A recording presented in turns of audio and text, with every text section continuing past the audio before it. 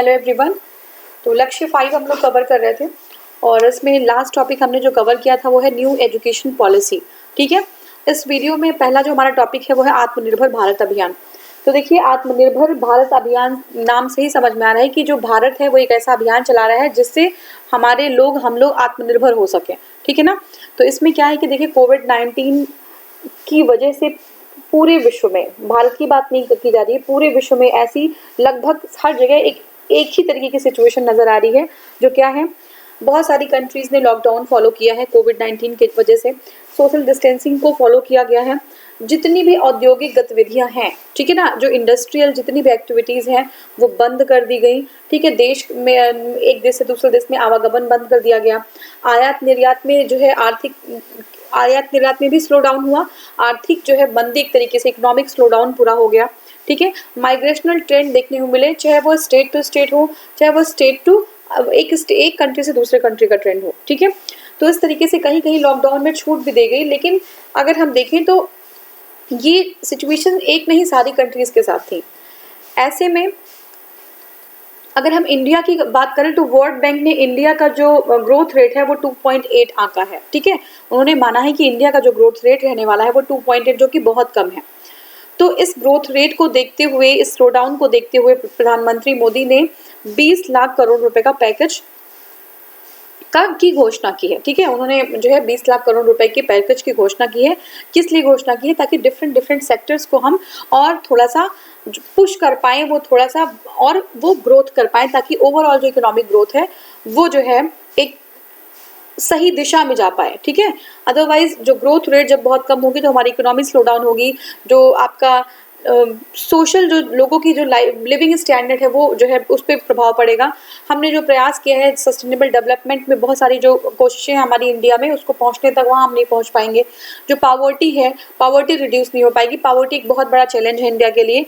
बहुत सारे लोग हमने पावर्टी से जो है एक अच्छे नंबर को पावर्टी से बाहर निकाला है, तो वो कहीं वो विशेष साइकिल जो होगा वो फिर से उसी में जो है फंस जाएंगे। इसलिए इकोनॉमिक पैकेज जो है घोषित किया गया है, 20 लाख करोड़ रुपए का पैकेज दिया गया है। अब देखिए, जो हमारा आत्मनिर्भर भारत अभियान है उसके 5 स्तंभ है। क्या है?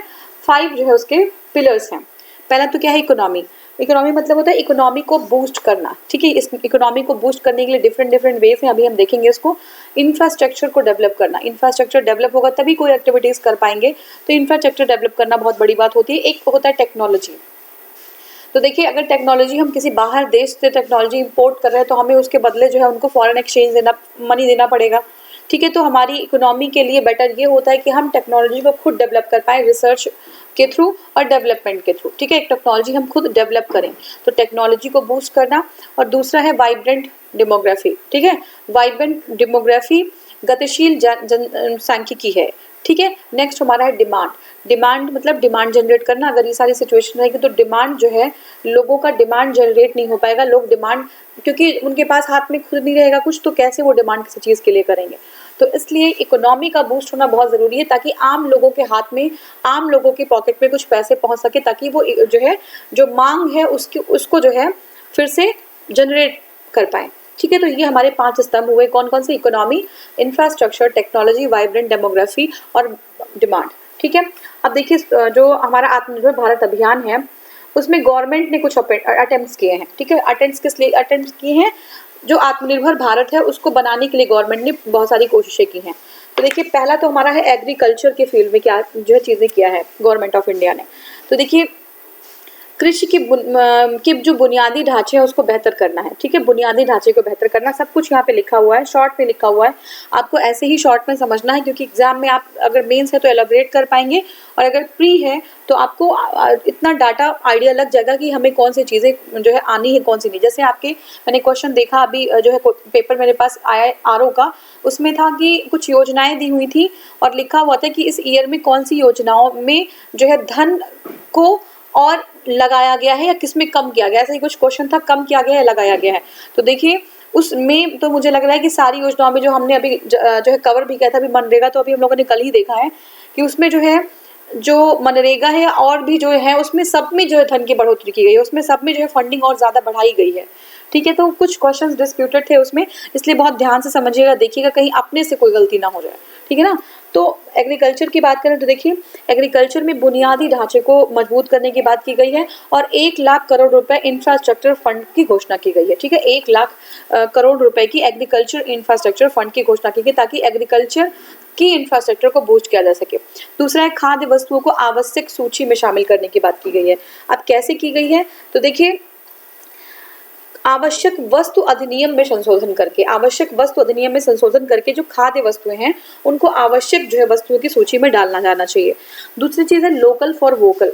ठीक है, लोकल फॉर वोकल क्या है तो इसमें क्या होता है कि जो जिला है एक ही जिले में उद्योग जो है कोई डाले जाए, एक ही जिले में उसको हम, जैसे मान लीजिए कोई जिला है जहाँ पे वो चीज़ कोई पर्टिकुलर चीज़ बहुत फेमस है, जैसे मान लीजिए बासमती राइस हो गई या फिर आपका कोई भी चीज़ हो गई, जैसे जो है ताले हो गए, ठीक है ना, या फिर आपकी पुस्तकें हो गई, कहीं से कोई चीज़ निकल रही है या कोई भी ऐसा चीज़ हो गया तो उसको हम क्या कहते हैं प्रमोट करते हैं, चाहे सिल्क हो गई, खादी हो गई, साड़ियाँ हो गई। ठीक है, तो जिस जगह की जो स्पेशलिटी है उसी को हमें प्रमोट करना चाहिए। अगर हम 4 चीज़ों में लगे रहेंगे तो क्या हो जाएगा, वो चीज़ डेवलप नहीं कर पाएंगे जो एक्चुअली होनी चाहिए। ठीक है, तो लोकल फॉर वोकल की बात इसलिए यहाँ पे की गई है। ठीक है, दूसरी चीज़ क्या है कि पशुपालक और डेयरी सेक्टर में 15,000 करोड़ रुपए का पैकेज दिया गया है। ठीक है, राष्ट्रीय पशु रोग नियंत्रण कार्यक्रम शुरू किया गया जिस पर 13,343 करोड़ रुपए खर्च होंगे। ठीक है, एक देश एक बाजार बहुत इंपॉर्टेंट है। एक देश एक बाजार, देखिए एक देश एक बाजार के अंतर्गत क्या किया गया है, इसमें जो है एक देश एक बाजार में, हाँ, इसमें क्या होगा कि इसके द्वारा किसानों को अपने उत्पाद को पूरे देश में कहीं भी बेचने की अनुमति दे दी जाएगी। ठीक है, अपनी जो है उत्पाद को पूरे इंडिया में कहीं भी वो बेच सकते होंगे। ठीक है, तो ये चीज़ हो गई। नेक्स्ट हमारा है स्थानीय रोजगार। स्थानीय रोजगार में क्या होगा कि इसमें देखिए घर के निकट, जस्ट सेकेंड प्लीज,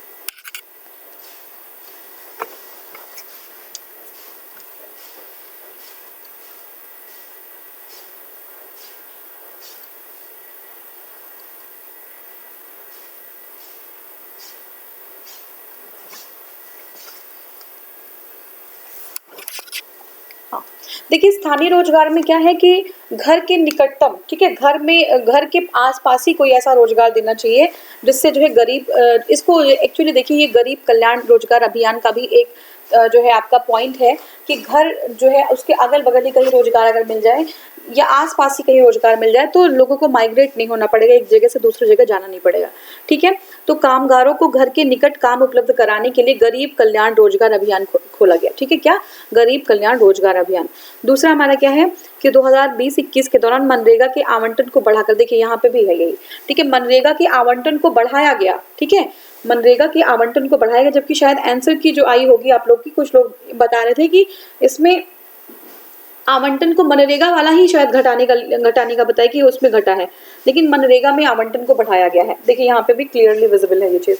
ठीक है, दूसरी क्या चीज है, one nation one ration card.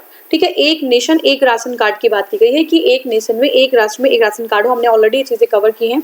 क्या है कि राशन कार्ड, जैसे मान लीजिए माइग्रेट होकर कोई कहीं जो है जॉब करने गया हुआ है और अगर जो है राशन कार्ड उसका कहीं और का है तो वहाँ पे उस स्टेट में उसको राशन नहीं मिलेगा, लेकिन ऐसा ना हो कि अगर one state one nation one ration card होगा तो कोई भी जो है उसका फायदा किसी भी अदर स्टेट में उठा सकेगा। ठीक है, दूसरा आपका है प्रवासी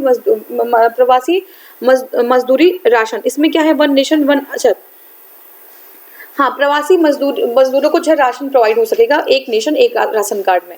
दूसरा क्या है आपका आत्मनिर्भर भारत एवं रक्षा। ठीक है, अब रक्षा के क्षेत्र में कैसे आत्मनिर्भर बनाना है भारत को, तो इसको भी हमने ऑलरेडी डिस्कस किया हुआ है। इसमें देखिए अगस्त 2020 में भारत के रक्षा मंत्रालय ने 100 से अधिक रक्षा उत्पादों के आयात पर प्रतिबंध लगा दिया है। ठीक है, तो देखिए यहाँ पे 100 से ज़्यादा जो है उत्पाद थे आपके, 100 से ज़्यादा उत्पाद थे, उस पर जो है प्रतिबंध लगा दिया गया है। ठीक है, उसमें क्या है, चरणबद्ध तरीके से हम आयात को यानी कि इंपोर्ट को हम रक्षा के रोकेंगे और हम उसको इंडिया में ही बनाने की कोशिश करेंगे। 2020 से 24 तक हम जो है इसको बिल्कुल कम करने की कोशिश करेंगे कि इसको कम कर दिया जा सके। ठीक है, तो ये चीज़ रहेगी। और नेक्स्ट हमारा है कि रक्षा उत्पादों के निर्माण में जो FDI है वो पहले 49 थी, उसको बढ़ा के 74% किया गया। कि इंपॉर्टेंट है, प्री के लिए ध्यान रखिएगा कि रक्षा उत्पादों में जो FDI है उसको 49 से 74% किया जाएगा। ठीक है, नेक्स्ट हमारा MSME। ठीक है, MSMEs को प्रोत्साहन दिया जाएगा। प्रोत्साहन किस लिए, कि रक्षा उत्पाद को वो खुद से ही घर में जो है उसका निर्माण कर सके। DRDO की इंफ्रास्ट्रक्चर को और मजबूत किया जाएगा ताकि जो है हमारे रक्षा उत्पाद को के जो है उसको बनाने में और प्रोत्साहन मिल सके, इसलिए डीआरडीओ के इंफ्रास्ट्रक्चर को और स्ट्रॉन्ग किया जाएगा। नेक्स्ट हमारा है देश के अंतर्गत मुक्त व्यापार। ठीक है, देश में मुक्त व्यापार, तो उसकी बात करें तो देखिए इस अभियान के अंतर्गत एक राज्य से दूसरे राज्य में, ठीक है, एक राज्य से दूसरे राज्य में संचार को और सुगम बनाना। एक राज्य से स्टेट टू स्टेट, यहाँ पे लिखा एस टू एस लिख दिया मैंने, तो स्टेट टू स्टेट जो संचार है उसको सुगम बनाना। किसानों की अगर बात करें तो किसानों को अपने उत्पादों को कहीं भी विक्रय करने की आज़ादी हो, ठीक है, कहीं भी वो विक्रय कर सकते हो, ठीक है, तो किसान के साथ ये होनी चाहिए। तो ये देश आपका ये क्या है, देश में मुक्त कारोबार के लिए दो चीज़ें हैं, स्टेट टू स्टेट सुचारू रूप से जो है वो अपना एक्सपोर्ट इंपोर्ट कर सके स्टेट के अंदर, दूसरा है किसानों को अपने उत्पाद को कहीं भी विक्रय करने की आज़ादी मिले, ठीक है, दूसरा है अंतरिक्ष के क्षेत्र में। अंतरिक्ष के क्षेत्र में क्या है, निजी निवेश को जो है प्रोत्साहित करना, ठीक है, निजी निवेश की बढ़ोतरी करना। उड्डयन में अगर हम देखें तो उड्डयन में एयरपोर्ट्स के निर्माण में निजी निवेश की आज़ादी, ठीक है, एयरपोर्ट्स के निर्माण में निजी निवेश की आज़ादी। और दूसरा है आपका उड्डयन कानून का सरलीकरण, ठीक है, जो उड्डयन कानून है वो कॉम्प्लिकेटेड होते हैं तो भी प्रॉब्लम होती है, तो कानूनों का तो उड्डयन ही नहीं बल्कि सारे कानूनों का सरलीकरण किया जाना चाहिए, ठीक है। अब नेक्स्ट हमारा है, देखिए जो पुर्जे हैं छोटे छोटे, ठीक है ना, उनका जो उत्पादन है एटलीस्ट पुर्जों से शुरू करके उनका उत्पादन इंडिया में ही होना चाहिए, ठीक है ना, किसके तहत, मेक इन इंडिया के तहत, ठीक है, मेक इन इंडिया के तहत पुर्जों का निर्माण भारत में ही हो। अब अगर परमाणु की बात करें तो परमाणु रिएक्टरों को पीपीई, ठीक है, पीपी मतलब पब्लिक प्राइवेट पार्टनरशिप, पीपीपी होना चाहिए एक्चुअली, पब्लिक प्राइवेट पार्टनरशिप के तौर पे हमें डेवलप करना चाहिए, ठीक है, पब्लिक प्राइवेट पार्टनरशिप के मॉडल पर हमें इसको विकसित करना चाहिए, किसको, परमाणु को। नेक्स्ट हमारा है सभी को घर, ठीक है, सभी को घर में क्या है, सभी प्रधानमंत्री आवास योजना के तहत सभी लोग को जो है घर देने की प्रतिबद्धता जताई गई है और उसको जो है वो मिलना भी चाहिए। अगर हम देखें कि देखिए इसमें क्या है, मेक इन इंडिया, जैसे सेकेंड, हाँ देखिए मेक इन इंडिया की अगर बात करें, मेक इन इंडिया की घोषणा 25 सितंबर 2014 में की गई थी। कब, 25 सितंबर 2014 में। देखिए यहाँ पे लिखा हुआ है, ये यहाँ पे मेक इन इंडिया की बात की जा रही है, देखिए यहाँ से है मेक इन इंडिया, और इसकी घोषणा 25 सितंबर 2014 को की गई थी। मतलब क्या है, विनिर्माण क्षेत्र को बढ़ावा देना, ठीक है। और क्या करना है आपको, इस अभियान का उद्देश्य क्या है, भारत में विनिर्माण को बढ़ावा देना है, पहला ये हो गया। इसके अंतर्गत विदेशी निवेश को आकर्षित करना, ठीक है, विदेशी निवेश को आकर्षित करना, भारत में विनिर्माण संबंधी विधियों को लचीला बनाना, ठीक है। अगर विधि लचीले रहेंगे, जो लॉज होंगे वो लचीले रहेंगे, तो दूसरी जो कंट्रीज हैं, दूसरे कंट्रीज की कंपनी है वो इंडिया में आने की बात करेंगी, इंडिया में स्टैब्लिश होने की बात करेंगे, ठीक है ना। तो ये नियम भी लचीले, और साथ में हमारी जो कंट्रीज हैं अगर हमें कहीं भी जो है कोई एक्सपोर्ट करना है तो वो भी उनके लिए इजिली जो है वो एक्सेसिबल हो पाएगा। तो जो लॉज हैं उनको सरलीकरण उनका करना बहुत ज़रूरी है, ठीक है। उसके बाद फिर क्या है, विनिर्माण की विकास को 12 से 14 तक ले जाना, ठीक है। विनिर्माण के विकास है उसको 12 से 14 तक हमें बढ़ाना है। दूसरा क्या है हमारा, देखिए मेक इन इंडिया में इसमें एक जो है प्रमुख इसका बहुत ही अच्छा रोल रहेगा, जो हमारी आपकी जो बहुत बड़ी ये त्रासदी है, इसमें भारत में एफडीआई की दर बढ़ी है, ठीक है। यह पिछले जो वर्ष में 2012वीं, जो अगर हम 12वीं देखें तो इसके मुकाबले ये 9वें स्थान पे है, ठीक है। 12वीं के मुकाबले एफडीआई जो है, ठीक है, इतना जो है सिचुएशन क्रिटिकल होने के बाद भी जो एफडीआई है इंडिया के लिए, वो जो है हमारा एफडीआई इंक्रीज हुआ है। पहले हमारा एफडीआई कितना था, हम 12th पोजीशन पे थे एफडीआई में, ठीक है।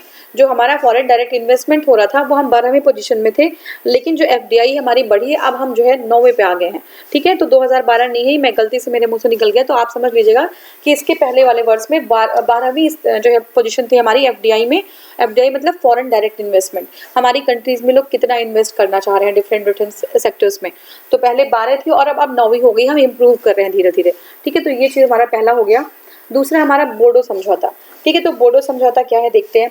देखिए जो बोडो समझौता है वो 27 जनवरी 2020, कब, 27 जनवरी यहाँ पे 2020 को जो है बोडो समझौता हुआ था। इसके पहले भी ये समझौता हो चुका है, ऐसा नहीं है कि पहली बार हो रहा है, ये 1993 और 2003 में ऑलरेडी हो चुका है। इसमें दो जो है मेन जो है आपके एक्टर्स हैं। कौन है? एक तो गवर्नमेंट ऑफ इंडिया है, दूसरा असम गवर्नमेंट, ठीक है, गवर्नमेंट ऑफ इंडिया और असम गवर्नमेंट। इसका एम क्या है? एम ये है कि असम में शांति व्यवस्था और विकास को जो है बढ़ावा देना, ठीक है, शांति व्यवस्था और विकास को बढ़ावा देना। अब देखिए इसका क्या जो है रिजल्ट मिला, जो हम बोडो समझौता हुआ गवर्नमेंट ऑफ इंडिया और असम के बीच में, तो रिजल्ट ये आया है कि बोडोलैंड टेरिटोरियल डिस्ट्रिक्ट जो है, क्या है? Bodoland territorial area district, BTAD, ठीक है, BTAD, इसका नाम जो है होगा बोडोलैंड टेरिटोरियल रीजन, ठीक है, BTAD का नाम बदलकर BTR रख दिया गया, बोडोलैंड टेरिटोरियल रीजन रख दिया गया है, ठीक है। अब देखिए ये जो बोडोलैंड है इसमें जो है कुछ एरियाज हैं जो आते हैं असम के। असम के कौन कौन से हैं? एक तो आपका है कोकराझार, ठीक है, कोकराझार, दूसरा है चिरांग, तीसरा है बक्सा और फिर है उडलगिरी, ठीक है। कौन कौन सा है? ये आपका है कोकराझार, ठीक है, कोकराझार, चिरांग, बक्सा, उडलगिरी, ये सारे जो है आसाम के एरियाज हैं जो BTR में आते हैं, यानी कि बोडोलैंड टेरिटोरियल रीजन में, ठीक है। अब देखिए अगर हम देखें तो ये जो आपका BTR है, इसको BTAD है, BTR को भारतीय संविधान के 6ठी अनुसूची से बाहर रखा गया। देखिए आउट ऑफ 6 शेड्यूल, मतलब 6 शेड्यूल में नहीं है, 6 शेड्यूल से बाहर है, ठीक है। और नागरिकता संशोधन कानून से भी बाहर रखा गया है, जिसे नागरिकता संशोधन कानून 2019 से बाहर रखा गया, याद रखिएगा, ये इंपॉर्टेंट है, ठीक है। अब नेक्स्ट हमारा है एक देश एक बाजार, ठीक है, एक देश एक बाजार क्या है देखते हैं। तो देखिए एक देश एक बाजार ये जो है 4 जून 2020 को जो है 4 जून 2020 को केंद्रीय मंत्रिमंडल ने आवश्यक वस्तु अधिनियम में ऐतिहासिक संशोधन की मंजूरी दे दी है, ठीक है। किसमें? आवश्यक वस्तु अधिनियम में ऐतिहासिक जो संशोधन को मंजूरी दे दी है। इसके फलस्वरूप क्या होगा कि देश के किसान के लिए वन नेशन वन मार्केट का रास्ता प्रोसेस हो जाएगा। वन नेशन किसान के लिए, ठीक है, वन नेशन वन मार्केट, एक देश एक व्यापार, वन नेशन वन मार्केट। एम क्या है?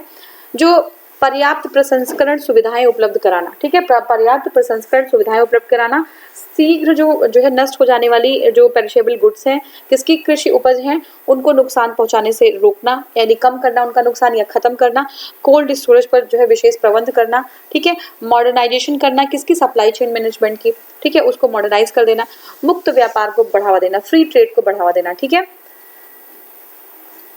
नेक्स्ट हमारा है किसानों की उपज की उपयुक्त कीमत उनको मिल पाए, इस तरीके से कोई प्रावधान करना है कि किसानों की जो उपज है उनको जो है एक उसकी जो वैल्यू होनी चाहिए प्रॉपर, वो उनको मिल जाए। नेक्स्ट हमारा किसानों की आय को बढ़ाना, ठीक है, ये हो गया हमारा। अब इसी को हम आगे देखिए, हमारा नेक्स्ट है विवेक देवराय समिति और निजीकरण, ठीक है, विवेक देवराय समिति और निजीकरण क्या है इसको हम देखेंगे। निजीकरण की बात करें तो देखिए निजीकरण क्या होता है कि देखिए देखिए सरकारी निवेश वाली संस्था या संगठन का स्वामित्व निजी हाथों में हो जाए, ठीक है, जो सरकारी निवेश वाली संस्था है तो उसका जो स्वामित्व है वो निजी हाथों में होना ही निजीकरण कहलाता है, ठीक है। तो हम क्या होता है कि इसमें सरकारी जो संस्था है वो निजी निवेश उसमें ज्यादा हो जाता है, ठीक है, सरकारी संस्था में निजी निवेश ज्यादा हो जाता है, यानी कि जो प्राइवेट इन्वेस्टमेंट होता है वो ज्यादा बढ़ जाता है, इसको हम कहते हैं निजीकरण, ठीक है। अब देखिए निजीकरण करना क्यों है, क्या रीजन है निजीकरण करने का? तो देखिए रख रखाव बेटर वे में हो जाएगा, ठीक है, जो गवर्नमेंट जो प्राइवेट हाथों में जो चीजें होती है रख रखाव उतने बेटर वे में नहीं हो पाता है, क्योंकि वो वेलफेयर पे काम करती हैं, ठीक है, लोगों के वेलफेयर पे काम करती हैं, अगर उनका प्रॉफिट नहीं हो रहा तो भी चलता है। अब देखिए जितनी भी इंडस्ट्रीज हैं, ठीक है, अभी लॉकडाउन की सिचुएशन में जितनी भी प्राइवेट इंडस्ट्री हैं उनका जैसे ही उत्पादन घटा, उनका जो है आउटपुट घटा, लोगों को वो निकालना शुरू कर दी, क्योंकि वो प्रॉफिट पे काम करती हैं। लेकिन सरकारी गवर्नमेंट ऑफिशियल्स हैं, है ना, कोई डॉक्टर है, कोई इंजीनियर है, कोई किसी और काम में है, कोई भी है, तो उनका जो सैलरी है मे बी वो जो है महीने के 6, 7, 8, 10 तारीख को आता हो, लेकिन अभी जो है ना एग्जैक्ट 1 तारीख को उनकी सैलरी अकाउंट में पहुंच जाती थी। तो ये वेलफेयर पे काम करती है। गवर्नमेंट जानती है कि लोगों को समस्या हो सकती है, ठीक है ना, किसी के हाथ में पैसे नहीं है, तो वो जो है प्रॉपर सैलरी जो है अब बहुत ही आप इस लॉकडाउन की सिचुएशन में अगर समय में देखा होगा आपने, तो गवर्नमेंट ऑफिशियल्स के लिए बहुत सारी सुविधाएं की गई थी, ठीक है ना। लेकिन जो प्राइवेट ऑपरेटर्स हैं उनको इससे मतलब नहीं है, उनको अपने प्रॉफिट से वो जो है इकोनॉमिक माइंड होता है, वो बिजनेस से ही वो उनकी जो है आपकी ऑर्गेनाइजेशन चलती है। तो मेरा कहने का मतलब ये है कि निजीकरण करना क्यों है? निजीकरण करना है रख रखाव के लिए, हम उसको प्रॉपर तरीके से देखभाल कर सके। दूसरा आधुनिकीकरण, जब निजीकरण होता है तो क्या होता है कि प्रॉफिट ओरिएंटेशन मोटिव होता है, तो उसमें जो है और मॉडर्नाइजेशन करते हैं ताकि चीज़ों को बेटर वे में और ज़्यादा प्रोडक्शन मिल पाए उनको। मॉडर्नाइजेशन करेंगे, नई टेक्नोलॉजी आएगी तभी तो चीज़ें इंप्रूव हो पाएंगी। ठीक है, स्वच्छता का ध्यान रखा जाता है, लेट लतीफ़ी जो होती है वो चीज़ दूर हो जाती है। ठीक है, अव्यवस्था खत्म हो जाएगी। ठीक है, और ये सारी चीज़ें जो लॉबिंग वगैरह है वो चीज़ें कम हो जाती हैं, तो ये सारी चीज़ें हो जाती है निजीकरण। ठीक है, अब देखिए लाभ क्या हो सकता है। बेहतर बुनियादी ढांचा एक बन पाएगा, एक बेटर इंफ्रास्ट्रक्चर क्रिएट हो सकता है, रोजगार का सृजन होगा, गुणवत्ता का सुधार होगा। ठीक है, अब जैसे जो गवर्नमेंट जॉब है, बहुत सारे लोग हैं अपना लेट भी चले गए तो कोई प्रॉब्लम नहीं होती इस तरीके से। ठीक है, लेकिन यहाँ पे अगर आप 5 मिनट भी लेट हो गए तो आपकी जो है क्या होता है, रिपोर्टिंग हो जाती है। तो ऐसी सिचुएशन में रोजगार का सृजन होगा और साथ में स्ट्रिक्टनेस के साथ जब काम करेंगे तो डेवलपमेंट भी इंश्योर होगा। ये कुछ लाभ है, इसकी हानियां भी बहुत कुछ है। अभी लाभ यहाँ पे दिखाया गया, हानियां भी बहुत कुछ है। अब देखिए विवेक देवराय की जो कमेटी थी वो 2014 में जो है बनाई गई थी। ठीक है, 2014 में रेलवे बोर्ड ने, किसने, रेलवे बोर्ड परियोजनाओं के लिए धन जुटाने के लिए की गई थी। किसके लिए, रेलवे बोर्ड की परियोजनाओं के लिए धन जुटाने के लिए। अब एग्जाम में अगर आ गया विवेक देवराय कमेटी किससे संबंधित है, तो ये रेलवे योजनाओं के लिए धन जुटाने के लिए स्टार्ट की गई थी। 2015 में इन्होंने अपनी रिपोर्ट दिया। इन्होंने कहा कि रेलवे डिब्बों और इंजन का निजीकरण जो है करना चाहिए। इनका जो है रिपोर्ट ये था। ठीक है, अब भारत का नया मानचित्र मैंने इंक्लूड नहीं किया क्योंकि कुछ और डेवलपमेंट आगे हुआ था, तो इसलिए मैंने इसको इंक्लूड नहीं किया, मैं बाद में इसको इंक्लूड करूंगी। नेक्स्ट हमारा है त्रिपुरा उच्च न्यायालय ने राज मंदिरों में जानवरों और पक्षियों की बलि पर प्रतिबंध लगा दिया है। ठीक है, तो किसने लगा दिया, पहली बात तो क्वेश्चन आपका प्री का ये बन जाता है कि किसने, कौन से उच्च न्यायालय ने कहा कि हाई कोर्ट ने ये प्रतिबंध लगाया है कि मंदिरों में और जानवरों और पक्षियों की बलि नहीं होगी। तो ये त्रिपुरा उच्च न्यायालय ने लगाया है। ठीक है, क्या है ये, तो देखिए त्रिपुरा में 500 साल पुरानी बलि की परंपरा है। ठीक है, 500 साल पुरानी बलि की परंपरा है। मेनली 2 टेम्पल्स हैं। ठीक है, एक तो है आपका त्रिपुरेश्वरी मंदिर और दूसरा है चतुर्दश देवता मंदिर। कौन सी, त्रिपुरेश्वरी मंदिर। और ये भी एग्जाम में आ सकते हैं कि त्रिपुरेश्वरी मंदिर कहाँ है या चतुर्दश देवता मंदिर कहाँ है। तो त्रिपुरेश्वरी तो त्रिपुरा लगा देंगे, लेकिन चतुर्दश देवता मंदिर आप बिल्कुल भी नहीं लगा पाएंगे अगर जब तक पढ़े नहीं होंगे, क्योंकि चतुर्दश नाम से और भी मंदिर है। ठीक है, तो चतुर्दश जो देवता मंदिर है वो आपका त्रिपुरा में है। ठीक है ना, त्रिपुरा में है। ठीक है, चतुर्भुज भी मंदिर है। ठीक है, एक मंदिर चतुर्भुज भी है, लेकिन चतुर्दश जो है वो त्रिपुरा में है। ठीक है, ये 500 साल पुरानी परंपरा है बलि की। यहाँ इन दोनों मंदिरों में परंपरा है बलि की। अब क्या है, तो ये जो 2 मंदिर है इसमें अगर एग्जाम में आए कि इसका जो है डेवलपमेंट किसने कराया था, तो डेवलपमेंट इसका जो हुआ था वो माणिक्य वंश के शासक के द्वारा हुआ था। किसके द्वारा, माणिक्य वंश के शासक के द्वारा यहाँ पे इसका जो है डेवलपमेंट कराया गया था मंदिर का। ठीक है, अब देखिए हाई कोर्ट ने क्या कहा है, हाई कोर्ट ने कहा है आर्टिकल 25(1) के अकॉर्डिंग उन्होंने कहा है कि बलि पर रोक लगानी चाहिए। धार्मिक स्वतंत्रता, सार्वजनिक व्यवस्था और नैतिकता, जो धार्मिक स्वतंत्रता है वो सार्वजनिक व्यवस्था और नैतिकता के अधीन है। ऐसा नहीं कि धार्मिक स्वतंत्रता के नाम पे हमें जो समझ में आया हम वो करते रहेंगे। ठीक है, वो जो है नैतिकता के अधीन है, वो जो आपकी सार्वजनिक व्यवस्था उसके अधीन होता है। आर्टिकल 21 की बात करें तो आर्टिकल 21 के देखिए आर्टिकल 25(1) के अंतर्गत भी बलि नहीं हो सकती, और जो आर्टिकल 21 है हमारा राइट टू लाइफ, उसके अंदर भी बलि पर रोक लगेगी, पशु बलि पर रोक लगाई गई है। पशु क्रूरता निवारण अधिनियम 1960 के अकॉर्डिंग भी पशु बलि पर रोक लगाई गई है। ठीक है, तो ये हमारा ये पूरा टॉपिक हो गया। नेक्स्ट हमारा जो टॉपिक है वो आपका है, हाँ जस्ट सेकेंड,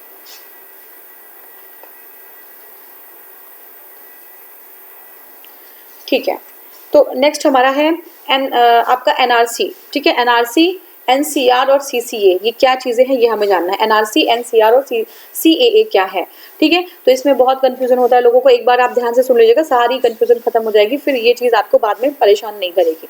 ठीक है, तो एनपीआर क्या है, एनपीआर, एनआरसी और सीएए।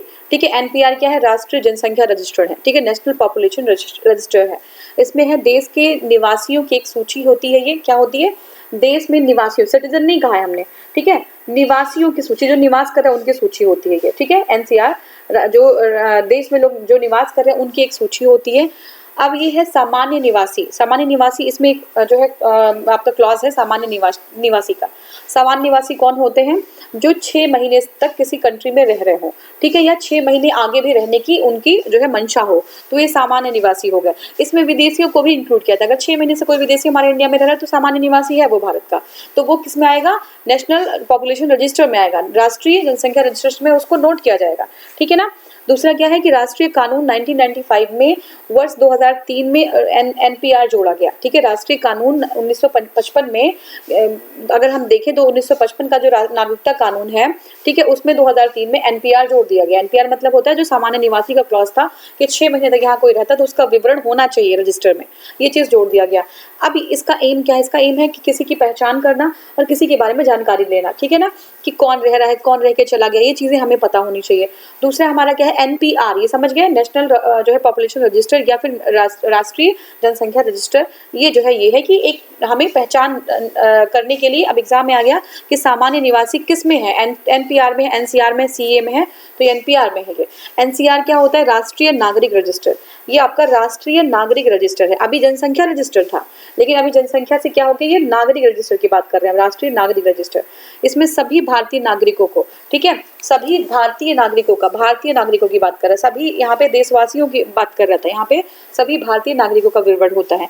1951 में 1951 में जनगणना के बाद जो है एनसीआर यहाँ पे ये था। एनसीआर में क्या होता है? केवल वो भारतीय जो 25 मार्च 1971 के पहले से आसाम में रह रहे हों। इसमें एनसीआर में किसको लागू किया गया है? वो जो है लोग जो है 25 मार्च 2021 के पहले कहाँ रह रहे हों? भारत में रह रहे हों, ठीक है। आपका 25 मार्च 1971 के पहले आसाम में रह रहे हो, उन्हीं को जो है एनसीआर में शामिल किया जाएगा, राष्ट्रीय नागरिक रजिस्टर में शामिल किया जाएगा। उसके बाद जो पहुंचने वाले हैं उनको जो है बांग्लादेश वापस भेज दिया जाएगा, ठीक है। तो आप ये डेट याद रखेंगे, 25 मार्च 1971, ठीक है। 25 मार्च 1971 के पहले जो है वो तो आसाम में है, उनको रजिस्टर में शामिल कर दिया जाएगा, भारतीय नागरिक रजिस्टर में। उसके बाद जो आ रहे हैं उनको बांग्लादेश वापस लौटा दिया जाएगा, ठीक है। एनसीआर जो है केवल उन्हीं राज्यों में है जहाँ पे बाहर से लोगों का प्रवेश होता है, ठीक है, जहाँ पे इन्फ्लक्स है लोगों का, जो माइग्रेशन होके जो लोग देश के किसी भी हिस्से में, चाहे कोई भी स्टेट हो जहाँ पे इस तरीके की व्यवस्था है, जहाँ से लोग आ रहे हैं, वहाँ पे जो है एनसीआर लागू होता है, ठीक है, वहीं पे एनसीआर चलता है। एम क्या है? Who is Indian and who is not the Indian. Indian कौन है, भारतीय कौन है और भारतीय कौन नहीं है, इसकी पहचान करने के लिए एनसीआर है, ठीक है। एनपीआर कौन है? एनपीआर हमने देखा था राष्ट्रीय जनसंख्या रजिस्टर है। इसमें 6 महीने से कौन रह रहा है, 6 महीने तक आगे कौन रहेगा, कौन है वो, उसके बारे में पूरी जानकारी जो है वो अब 2003 में जोड़ दिया गया था। ये यहाँ पे जो है एनपीआर में। एनसीआर क्या है? ये सिर्फ उन स्टेट्स के लिए है जहाँ से लोग जो है माइग्रेट होकर किसी स्टेट में आ रहे हैं। वहाँ पे 25 मार्च 1971 से पहले आसाम में जो लोग रह रहे थे वो तो भारत के नागरिक हो गए, उसके बाद जो है उनको बांग्लादेश वापस भेज दिया जाए। अब जो है CAA, क्या है CAA? नागरिक संशोधन कानून, ठीक है, नागरिकता संशोधन कानून। इसमें क्या है? इसमें है कि पाकिस्तान, बांग्लादेश, अफगानिस्तान से धार्मिक प्रताड़ना के कारण जो आए हिंदू और क्रिश्चियन, ठीक है, सिख, पारसी, जैन है, उनको नागरिकता दी जाए, ठीक है, उनको जो है नागरिकता दी जाए। ये जो है आपका CAA है, ठीक है। फिर से देख लीजिए इसमें क्या है, कौन सी कितनी कंट्रीज है? पाकिस्तान, बांग्लादेश 2, 3 है अफगानिस्तान। तो ये जो है 3 जगहों से आए हुए कितने जो है धर्म के लोग हैं? हिंदू 1, क्रिश्चियन 2, सिख 3, पारसी 4, जैन 5 और बुद्ध 6, ठीक है।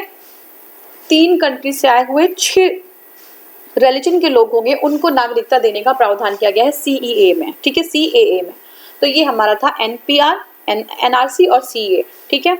नेक्स्ट हमारा है ब्रू शरणार्थी समझौता क्या है, ठीक है। ब्रू के बारे में देखेंगे, ब्रू शरणार्थी समझौता क्या है। तो देखिए 16 जून 2020 को जो है ये समझौता हुआ, ब्रू शरणार्थी समझौता। 16 जनवरी 2020 को केंद्र सरकार किसके बीच में हुआ? तो देखिए केंद्र सरकार के बीच में हुआ, त्रिपुरा, मिजोरम और ब्रू समुदाय के प्रतिनिधियों के रूप में, जो उनके रिप्रेजेंटेटिव्स थे ब्रू कम्युनिटी के, उनके बीच में। किसके? केंद्र, आपका केंद्र सरकार, त्रिपुरा, मिजोरम और ब्रू समुदाय के शरणार्थियों के बीच में ये समझौता हुआ। तो इसको चतुर्पदीय समझौता कहते हैं। 4 लोग इन्वॉल्व थे, तो चतुर्पदीय समझौता इसको कहते हैं। अब यहाँ पे देखिए 34,000 ब्रू शरणार्थियों को बसाया जाएगा। कहाँ पे? त्रिपुरा में, याद रखिएगा, त्रिपुरा में। असम में अगर कहते तो नहीं समझिएगा, मिजोरम में नहीं, त्रिपुरा में 34,000 ब्रू शरणार्थियों को जो है बसाया जाएगा। इनके लिए राशन, यातायात, शिक्षा, पुनर्वास, ये सारी फैसिलिटीज इनको की जाएंगी। अब अगर हम डिटेल में देखना चाहें तो देखिए 4 लाख फैमिलीज, ठीक है, 4 लाख फैमिलीज को के लिए ये व्यवस्था है। 5,000 रुपये पर मंथ इनको जो है दिया जाएगा 2 साल के लिए, पर मंथ पर फैमिली को, हर फैमिली को 5,000 रुपये 2 साल के लिए दिया जाएगा हर महीने। 1.5 यानी कि 1.5 लाख रुपए घर बनाने के लिए दिया जाएगा। मुफ्त राशन दिया जाएगा 2 साल के लिए, ताकि इनको जो है व्यवस्थित किया जाएगा किसी एक जगह, ठीक है। अब देखिए जो मिजोरम में बस गए हैं जो है उन्हें त्रिपुरा वापस आने का विकल्प नहीं है, ठीक है। मिजोरम में जो बस गए हैं वो जो है वापस त्रिपुरा नहीं जा सकेंगे। ऐसे लोग जो मिजोरम में अपना घर बना के रह चुके हैं, रह रहे हैं ब्रू लोग, उनको जो है त्रिपुरा वापस नहीं, वो वहीं पे रह रहे हैं जहाँ पे हैं वहीं पे रहेंगे। त्रिपुरा यहाँ पे क्यों लिखा हुआ है, क्योंकि ये जो शरणार्थी लोग हैं, ठीक है, 34,000 शरणार्थी, इनको जो है त्रिपुरा में जो है बसाया जाएगा, ठीक है, इनको कहाँ पे, त्रिपुरा में बसाया जाएगा। नेक्स्ट हमारा लखनऊ घोषणा, ठीक है, लखनऊ घोषणा क्या है देखते हैं। हाँ देखिए लखनऊ घोषणा की बात करें तो जो लखनऊ घोषणा है वो आपका है हाँ देखिए पहला इंडिया अफ्रीका रक्षा मंत्री कॉन्क्लेव था, ठीक है। लखनऊ घोषणा पहला इंडिया अफ्रीका मंत्री कॉन्क्लेव था, रक्षा मंत्री कॉन्क्लेव था। ये 5 से 9 फरवरी तक चला, ठीक है, 5 से 9 फरवरी तक चला। डिफेंस एक्सपो जो है 2020, ठीक है, डिफेंस एक्सपो 2020 आयोजित किया गया। क्या चीज था, आतंकवाद को रोकने के लिए यहाँ पे बात की गई, शांति सुरक्षा संघर्ष की रोकथाम के लिए, शांति सुरक्षा और संघर्ष की रोकथाम के लिए बात की गई। थीम क्या था, तो देखिए थीम क्या था, इसका थीम था साइलेंसिंग द गन्स, अफ्रीकी विकास के अनुकूल परिस्थितियों का निर्माण। क्या था, साइलेंसिंग द गन, अफ्रीकी विकास के लिए जो अनुकूल जो है परिस्थितियां उनका निर्माण करना, ठीक है। सतत विकास लक्ष्य का दूसरा, ये हमारा कंप्लीट हो गया। दूसरा टॉपिक है सतत विकास लक्ष्य 2019 का दूसरा संस्करण, ठीक है, सतत विकास लक्ष्य 2019 का दूसरा संस्करण क्या है ये देखते हैं। देखिए इसमें है कि देखिए यूपी, उड़ीसा, सिक्किम ये प्रगति पे हैं। पहले आपको जान लेना कि कौन से जो है स्टेट हैं वो प्रगति पे हैं। तो यूपी, उड़ीसा और सिक्किम जो है वो प्रगति पे काम कर रहे हैं। प्रदर्शन जो है किसके, सामाजिक, आर्थिक और पर्यावरण के आधार पर इसका देखा जाता है। इसका प्रदर्शन सामाजिक, आर्थिक और पर्यावरण के आधार पर देखा जाता है। 2018-19 का डाटा हमारे पास हम देख लेते हैं।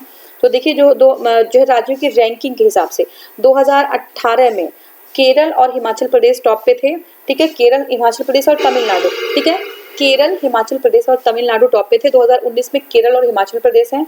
दूसरे नंबर पे 2018 में आंध्र प्रदेश, गोवा और गुजरात थे, और यहाँ पे दूसरे नंबर पे आंध्र प्रदेश और तमिलनाडु है, ठीक है। तो देखिए ये इसमें कुछ कंफ्यूजन हो गई, देख लीजिए ये आपका यहाँ पे लाइन है, ये यहाँ पे देखिए केरल और हिमाचल प्रदेश ये 2018 में थे, केरल और हिमाचल प्रदेश। 2019 में सिर्फ केरल है। 2018 में तमिलनाडु सेकंड नंबर पे था और केरल आपका ये हिमाचल प्रदेश दूसरे नंबर पे था, ठीक है। फिर से देख लीजिए, प्लीज कंफ्यूज मत होइएगा। 18 में क्या है, केरल और हिमाचल प्रदेश पहले नंबर पे थे। 19 में केरल पहले नंबर पे है। दूसरे नंबर पर 18 में तमिलनाडु था। पहले नंबर पे, दूसरे नंबर पे 2019 में है हिमाचल प्रदेश। तीसरे नंबर पे 2018 में आंध्र प्रदेश, गुजरात और गोवा था, और यहाँ पे 2019 में तीसरे नंबर पे आंध्र प्रदेश और तमिलनाडु है, ठीक है। ये चीज ध्यान से देखिएगा। केरल पहले नंबर पे, याद रखिएगा, केरल फर्स्ट पे है, तब भी फर्स्ट पे था, आज भी अभी भी फर्स्ट पे है। यूपी को दिया गया है फास्टेस्ट मूवर स्टेट का दर्जा। किसको, फास्टेस्ट मूवर स्टेट का दर्जा, मूवर्स, ठीक है, मूवर्स मतलब मूव करना, तो फास्टेस्ट मूवर स्टेट का दर्जा दिया गया यूपी को। 2018 में इसका जो अंक था वो था 40 और अब हो गया है 63, इम्प्रूव हुआ है, ठीक है। तो ये चीज है। हाँ अब देखिए एक हमारा है एक स्पाईवेयर पोगासस, ठीक है, स्पाईवेयर पेगासस, ये पोगासस नहीं है, पेगासस, इसको देख लीजिएगा, स्पाईवेयर पेगासस है ये, ठीक है। तो क्या है स्पाईवेयर पेगासस, तो देखिए अक्टूबर 2019 में व्हाट्सएप ने इजराइल के एनएसओ ग्रुप के खिलाफ एक फेडरल कोर्ट में सैन फ्रांसिस्को में मुकदमा दायर कर दिया है। किसने किया, व्हाट्सएप ने किया है। किसके लिए, एक जो आपका ये इजराइल के एनएसओ ग्रुप के खिलाफ मुकदमा दायर किया, जिसमें भारत समेत 20 देशों के करीब 1400 लोगों का व्हाट्सएप पर एक इजरायली सॉफ्टवेयर है, ये स्पाईवेयर है, एक इजरायली स्पाईवेयर है, उनको भेज के जो है वो क्या है, कुछ उनके डाटा की जासूसी करवाई गई है। तो इसलिए ये जो है मुद्दा है, क्या है, ये सॉफ्टवेयर का क्या नाम है, पेगासस, ठीक है। तो ये पेगासस आएगा एग्जाम में। तो ये स्पाईवेयर एक सॉफ्टवेयर है जिससे स्पाई मतलब समझते ना, जासूसी करना, तो जासूसी करने के लिए काम आ रहा है ये फोन के जरिए जासूसी किया जा रहा है। इससे फोन पर एक जो है एक्सप्लॉइट लिंक भेजा जाता है, ठीक है, फोन पर एक एक्सप्लॉइट लिंक भेजा जाता है जिसको टच करने पर ये जो मालवेयर है वो जो है इंस्टॉल हो जाता है, और आप कभी कभी टच भी नहीं करते तो भी मालवेयर स्टार्ट हो जाता है। आपके फोन पे बस भेज ही दें, आपने नहीं टच किया तब भी वो मालवेयर स्टार्ट जो है इंस्टॉल हो जाता है। अब देखिए मालवेयर जैसे इंस्टॉल होता है, आपकी पूरी फोन की जो एक्सेस होती है वो दूसरे के पास चली जाती है। आपके पास कौन सा डाटा है, डाटा को रिसीव करना, डिलीट करना, देखना, वो उसके हाथ में चला जाता है। तो पेगासस जो है वो फोन पर कब्जा कर लेता है, और यह एक इजरायली सॉफ्टवेयर है। तो अभी एग्जाम में आएगा तो पहली बात तो पेगासस क्या है, ये क्या है आपका, ये जो है एक स्पाईवेयर है, दूसरा क्या है, इजरायली सॉफ्टवेयर है, इजरायली स्पाईवेयर है। ठीक है। दादर नागर हवेली और दमन दीव अधिनियम 2019, ठीक है। क्या है हमारा next topic, Dadar Nagar Haveli and Daman Diu अधिनियम 2019। इसमें क्या है, 3 दिसंबर 2016 को राज्यसभा से मंजूरी मिल गई, 27 नवंबर 2019 को लोकसभा से मंजूरी मिल गई और 9 दिसंबर 2019 को प्रेसिडेंट ने भी साइन कर दिया। तो दादर नागर हवेली जो है अधिनियम, दादर नागर हवेली और दमन दीव अधिनियम जो है अब पास हो गया है, ठीक है। तो ये बस इतना था, कुछ ज्यादा था नहीं इसमें। अब देखिए नेक्स्ट जो हमारा है वो है आपका स्वास्थ्य आपातकाल, ठीक है। स्वास्थ्य आपातकाल क्या है, तो देखिए स्वास्थ्य आपातकाल जो है 1 नवंबर 2019 को सुप्रीम कोर्ट के निर्देश पर एक जो है पर्यावरण प्रदूषण प्राधिकरण, ठीक है, पर्यावरण प्रदूषण प्राधिकरण बना था और उसने जो दिल्ली और एनसीआर के शहरों में स्वास्थ्य आपातकाल इमरजेंसी घोषित कर दिया है, ठीक है। तो 1 नवंबर को 2019 में एससी के निर्देश पे पर्यावरण प्रदूषण प्राधिकरण, ठीक है, ईपीसीए, ठीक है, ईपीसीए, ठीक है, ये बना और इसने जो है हेल्थ इमरजेंसी जो है लागू कर दिया है दिल्ली और एनसीआर रीजन पे, ठीक है। अब देखिए WHO का क्या कहना है स्वास्थ्य आपातकाल के बारे में, इसको हेल्थ इमरजेंसी कहते हैं। तो क्या है, कोई खास इसका जो है किसी गंभीर स्वास्थ्य समस्या से जूझ रहा, कोई खास इलाका, ठीक है, कोई खास जो है एरिया अगर किसी गंभीर समस्या से जूझ रहा हो तो आपातकाल घोषित किया जा सकता है। किसी शहर में घोषित किया जा सकता है, किसी राजधानी में या किसी राज्य में या किसी देश में हेल्थ इमरजेंसी लागू की जा सकती है WHO के अकॉर्डिंग, ठीक है। तो क्या है, अब अगर स्वास्थ्य इमरजेंसी लागू हो गई तो कोई भी निर्माण कार्य नहीं होगा, क्योंकि आप जानते हैं कि सीमेंट वगैरह ये बहुत सारे जो PM10 और PM 2.5 है, ये सब ये जो होती हैं आपकी, ये उनके कारक होते हैं। PM10 और PM 2.5 हमारे जो है लंग्स को, हमारे रिस्पिरेटरी सिस्टम को, हमारे नेजल पैसेज को जो है अफेक्ट कर देता है, ठीक है ना।